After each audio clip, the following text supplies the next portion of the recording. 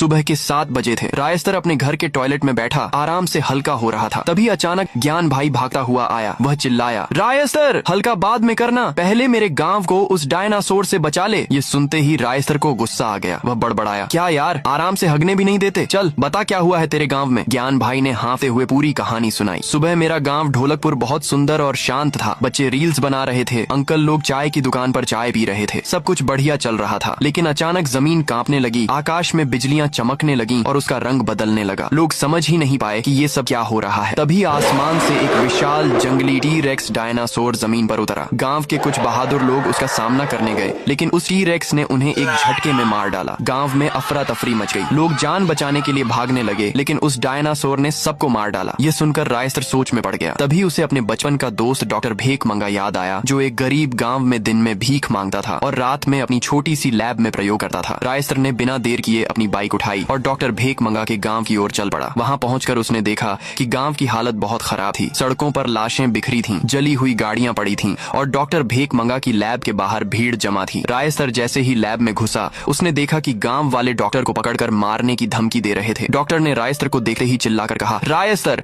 मेरे भाई, मुझे बचा ले, ये लोग मुझे मार डालेंगे। रायस्तर ने पूछा, ये लोग तुझे क्यों मारना चाहते हैं? तब डॉक्टर ने एक पुरानी कहानी सुनाई। कुछ दिन पहले मैं हमेशा की तरह सड़क पर भीख मांग रहा था। तभी एक महंगी गाड़ी मेरे पास रुकी। उसमें से मेरा स्कूल का दोस्त अंबानी जी उतरा। वह हंसने लगा और बोला, अरे भेक मंगा, तेरा सपना तो बड़ा साइंटिस्ट बनने का था ना? उसकी बात सुनकर मुझे बहुत बुरा लगा। उस रात मैं सोचता रहा कि ऐसा क्या करूं कि लोग मेरी तारीफ करें। तभी मेरे दिमाग में एक आइडिया आया। सुबह मैं अपनी गाड़ी लेकर जंगल गया। वहाँ से एक छोटा सा जानवर पकड़ा और उसे अपनी लैब में ले आया। मैंने उस पर कई तरह के प्रयोग किए, लेकिन कुछ नहीं हुआ। निराश होकर मैं वापस जाने वाला था कि तभी उस जानवर में अजीब सी हलचल हुई और वह एक विशाल डायनासोर में बदल गया। वह मेरी लैब से भाग निकला। ये सुनते ही रायस्तर समझ गया कि वह डायनासोर कहाँ से आया था। उसने डॉक्टर से पूछा, बस तू मुझे ये बता, उसका एंटीडोट कैसे बनेगा? डॉक्टर ने बताया, तुझे फिर से उसी जंगल से वही जानवर पकड़कर लाना होगा। रायस्तर बिना कुछ सोचे जंगल की ओर चल पड़ा। वहाँ कुछ देर ढूंढने के बाद उसे वही जानवर मिल गया। रायस्तर ने उसे पकड़ा और डॉक्टर भेक मंगा की लैब ले गया। लैब में डॉक्टर ने फटाफट एंटीडोट बनाना शुरू किया। धीरे धीरे समय बीता, सुबह हो गई और आखिरकार एंटीडोट तैयार हो गया। डॉक्टर ने रायस्तर को एंटीडोट दिया और दोनों बाइक पर सवार होकर उस डायनासोर को ठीक करने निकल पड़े। जब वे ढोलकपुर पहुंचे तो वहां का मंजर भयानक था। डायनासोर हर तरफ तबाही मचा रहा था। गांव वाले डर के मारे भाग रहे थे। सड़कों पर टूटी फूटी गाड़ियां और मरे हुए लोगों की लाशें बिखरी थीं। यह देखकर डॉक्टर भेक मंगा को बहुत गुस्सा आया। उसने रायस्तर से कहा, तू यहीं रुक, मैं इस डायनासोर को ठीक करके आता। वह एंटीडोट लेकर डायनासोर के सामने खड़ा हो गया, लेकिन इससे पहले कि वह कुछ कर पाता, डायनासोर ने उसे एक झटके में दूर फेंक दिया। डॉक्टर भेक मंगा बेहोश हो गया। रायस्तर समझ गया कि इस डायनासोर को एंटीडोट देना नामुमकिन है। उसने एक खतरनाक फैसला, उसने एंटीडोट वाला इंजेक्शन खुद को लगा लिया और वह भी एक विशाल मॉन्स्टर में बदल गया। दोनों मॉन्स्टर आमने सामने